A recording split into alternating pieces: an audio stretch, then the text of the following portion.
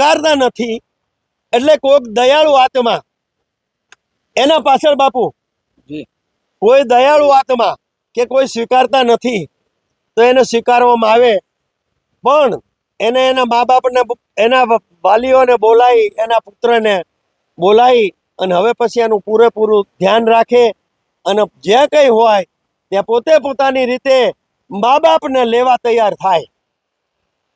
ભલે વૃદ્ધાશ્રમ વાળા તો લઈ શકે, કદાચ રઝળતા હોય રડતા હોય તો એ લઈ શકે છે. કેમ કે ભૂખ્યા તરસ્યા તો કોઈ છોડી શકે નહીં ને.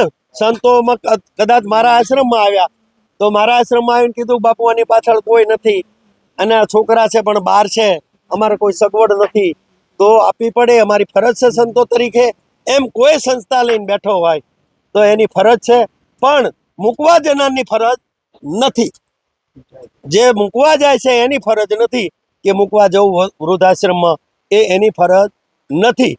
કારણ કે મોટામાં મોટું મહાપાપ છે. જો તમે મા બાપની સેવા નહીં કરો તો રૂપિયા તમારા કોઈ કામના નથી, ધન સંપત્તિ તમારી કોઈ કામની નથી.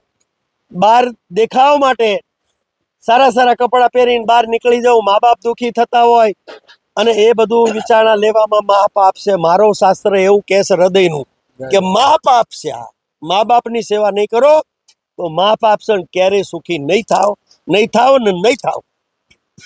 બોલો ગિરનારી મહારાજ.